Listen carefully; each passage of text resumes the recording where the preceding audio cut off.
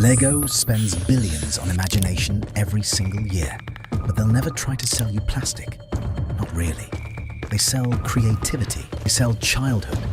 They sell the idea that with enough tiny bricks, you can build anything. But some would say that's only half the story, because behind those colorful bricks is a history filled with fires, near bankruptcy, radical reinvention, and one of the greatest comebacks any company has ever pulled off.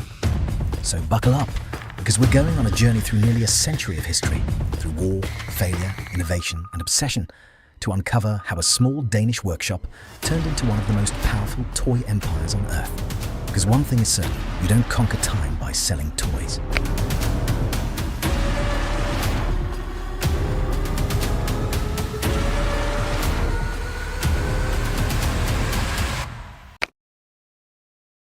It all starts in 1932, in the middle of the Great Depression, when businesses were collapsing, money was scarce, and survival was anything but guaranteed. In a small town in Denmark, a carpenter named Ole Kirk Christiansen was struggling to keep his workshop alive. He built houses, furniture, whatever people could afford, which at that moment wasn't much. So he pivoted. Instead of building homes, he began making small wooden toys, cars, yo-yos, ducks on wheels. Simple things, cheap things, things people could still justify buying even in hard times, and it worked, barely. The business survived, but just then disaster struck.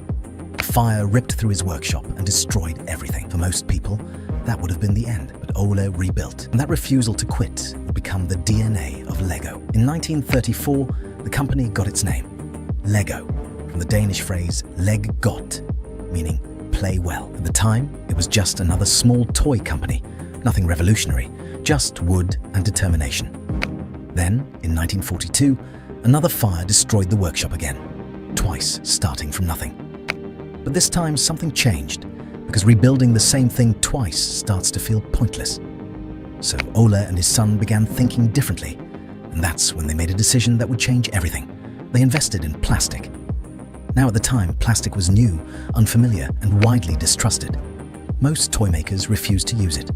Wood was safe, plastic wasn't. But Lego took the risk and purchased one of the first plastic injection molding machines in Denmark. It was incredibly expensive, and the products they made at first didn't sell. Customers didn't like plastic toys. They felt cheap, fragile, and strange.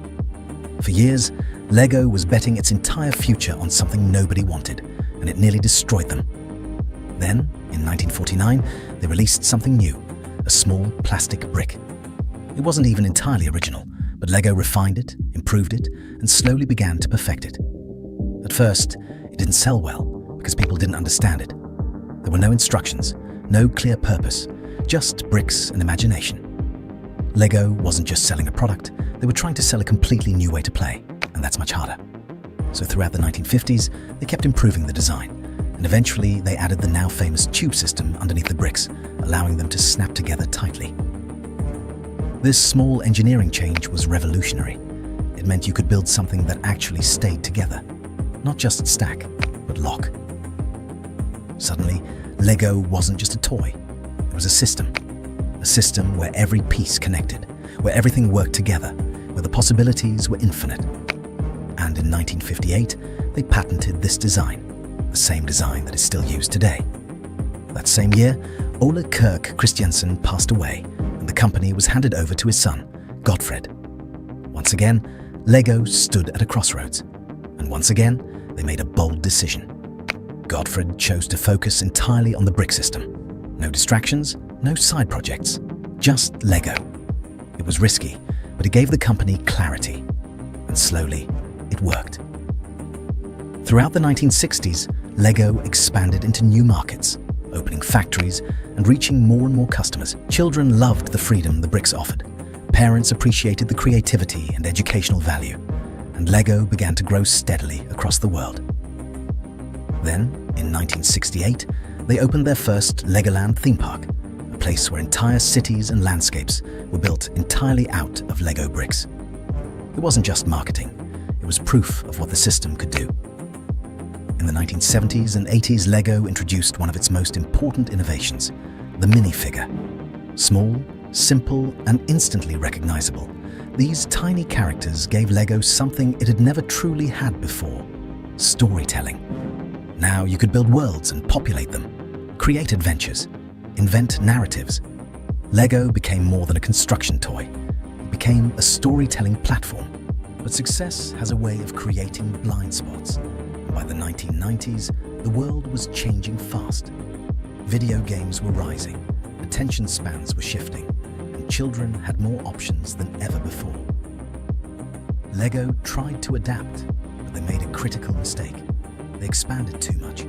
Theme parks, clothing, media, endless new product lines. They were everywhere. But instead of strengthening the brand, it diluted it. Costs skyrocketed, complexity exploded, and worst of all, they lost focus on the one thing that made them special, the brick. By the early 2000s, Lego was in serious trouble. Sales were falling, losses were mounting, and at one point, the company was losing millions every single day. After decades of success, Lego was now on the brink of collapse. This was the moment where everything could have ended. Then came a turning point. A new CEO, Jürgen Vig Knudstorp, stepped in, and he immediately saw the problem. Lego had forgotten its core identity. So he did something radical. He simplified everything. He cut product lines, sold off unprofitable divisions, and stripped the company back to its essentials. Nothing was untouchable. Everything was questioned. Most importantly, he brought Lego back to the brick. Instead of trying to do everything, Lego focused on doing a few things extremely well. They listened to their customers, embraced their fan community, and made another surprising move. They partnered with major franchises: Star Wars, Harry Potter, Batman. Instead of weakening the brand, these collaborations made it stronger, because now Lego wasn't just creating its own worlds, it was giving people the tools to build worlds they already loved. At the same time, Lego embraced the digital age through video games, movies, and online experiences. But this time, everything connected back to the physical brick. Everything reinforced the core idea rather than replacing it. And it worked. Lego went from near bankruptcy to becoming the most powerful toy company in the world. Today, over 400 billion Lego bricks have been produced. That's enough for more than 50 bricks for every person on Earth. And yet, the system still works. Every new piece connects perfectly with the old ones. Past and present, seamlessly linked together. That's the real magic of Lego. Not the plastic, not the colors, not even the creativity. It's the consistency. A system so well designed that it transcends time. Because while trends come and go, while technology evolves, and entire industries rise and fall, Lego remains. The same brick, the same idea, the same promise. That with enough imagination, you can build anything. And maybe that's why Lego doesn't really sell plastic. They sell possibility.